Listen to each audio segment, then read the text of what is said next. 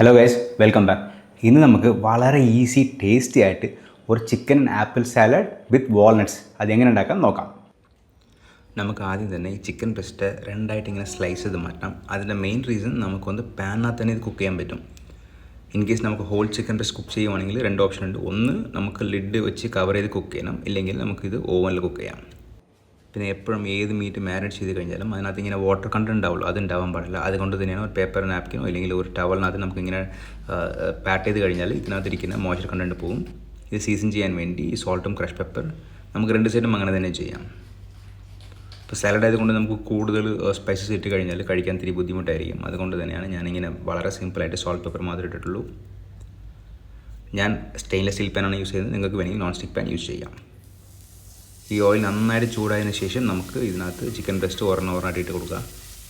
നമ്മൾ ഇടുമ്പോഴത്തേക്ക് sizzling sound കേൾക്കണം, അപ്പോഴാണ് നമ്മളുടെ പാൻ പെർഫെക്റ്റായിട്ട് ചൂടായി എന്നുള്ള ഒരു അർത്ഥം. ഈ സൈഡൊക്കെ ഇങ്ങനെ വൈറ്റ് കളർ മാറി വരുന്നുണ്ടല്ലോ, ഈ സമയത്താണ് നമ്മൾ ചിക്കൻ ബ്രസ്റ്റ് ടേൺ ചെയ്യാൻ പോകുന്നത്. കണ്ട, ഇത് കാണുമ്പോഴത്തേക്ക് മേലിൽ ഇങ്ങനെ ഒരു ഗോൾഡൻ കളർ ക്രസ്റ്റ് വരുന്നുണ്ടല്ലോ, അപ്പോൾ നമ്മുടെ ചിക്കൻ പെർഫെക്റ്റായിട്ട് സിയർ ആയിട്ടുണ്ട്. പിന്നെ ഏകദേശം നമുക്കിത് ഒരു 3 മിനിറ്റ്സ് വേണം. 1.5 മിനിറ്റ്സ് ഒരു സൈഡും അപ്പുറത്തെ സൈഡ് 1.5 മിനിറ്റ്സ്.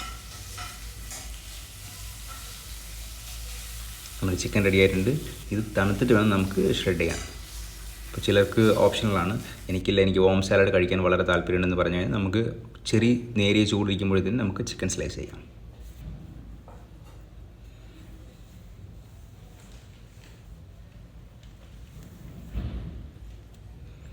ഇപ്പോൾ ഇതിനകത്ത് രണ്ട് ടൈപ്പ് ഉണ്ടാക്കാം. നമുക്ക് ചിക്കൻ വേണമെങ്കിൽ ക്യൂബ്സ് ആയിട്ട് കട്ട് ചെയ്യുവാണെങ്കിൽ നമുക്ക് ആപ്പിൾ നമുക്ക് ക്യൂബ്സ് ആയിട്ട് കട്ട് ചെയ്യാം.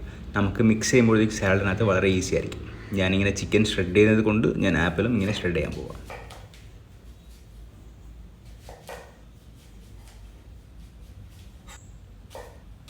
ഞാനിത് ഫുൾ ആപ്പിൾ എടുക്കുന്നില്ല, പകുതി ആപ്പിളെ യൂസ് ചെയ്യുന്നുള്ളൂ. കാരണം വെച്ചാൽ ഈ റേഷ്യോ ഒന്ന് കറക്റ്റായിട്ട് കിട്ടാൻ ബാക്കി ആപ്പിളൊക്കെ ഞാൻ തിന്നു. ഒരു മിക്സിംഗ് ബൗളിനകത്ത് അല്ലെങ്കിൽ സാലഡ് ബൗളിനകത്ത് നമ്മൾ കട്ട് ചെയ്ത് വെച്ചിരിക്കുന്ന ആപ്പിൾ, പിന്നെ ഷ്രെഡ് ചെയ്ത് വെച്ചിരിക്കുന്ന ചിക്കൻ. ഇത് സീസൺ ചെയ്യാൻ വേണ്ടി salt, crush pepper, olive oil, പിന്നെ ശകലം മൈനസ് യൂസ് ചെയ്തിട്ടുണ്ട്. നമുക്ക് മൈനസ് വേണമെങ്കിൽ അവോയ്ഡ് ചെയ്യാം. നമുക്ക് കുറേ പേരോട് ചോദിച്ചു എന്തുകൊണ്ടാണ് ഓലിവ് ഓയിൽ യൂസ് ചെയ്യുന്നത്, ഓലിവ് ഓയിൽ ഇല്ലെങ്കിൽ എന്ത് ചെയ്യുന്നത്. ഒരു 250 ml ഓലിവ് ഓയിൽ എന്തായാലും മേടിച്ച് വെച്ചോ. സാലഡ് ഉണ്ടാക്കാൻ അല്ലെങ്കിൽ സാലഡ് കഴിക്കാൻ തീരുമാനിച്ച് കഴിഞ്ഞാൽ ഓലിവ് ഓയിൽ തന്നെ വേണം. കുറച്ചും കൂടി ഹെൽത്തി ഓപ്ഷനാണ്. പിന്നെ നമ്മൾ എപ്പോഴും കഴിക്കുമ്പോഴത്തേക്ക് രാജാവ് പോലെ കഴിക്കണം. നമ്മളുടെ ഫുഡ് പ്ലേറ്റ് ചെയ്ത് കഴിക്കാം നമുക്ക്. ഞാൻ ഇതിനകത്ത് ചെറിയൊരു അഡീഷണൽ ഐറ്റം കൂടി ആഡ് ചെയ്തിട്ടുണ്ട്. ഒരു 4-5 പീസ് വാൾനട്ട്സ് എടുത്ത് ടോസ്റ്റ് ചെയ്ത് അതും കൂടി ആഡ് ചെയ്തിട്ടുണ്ട്.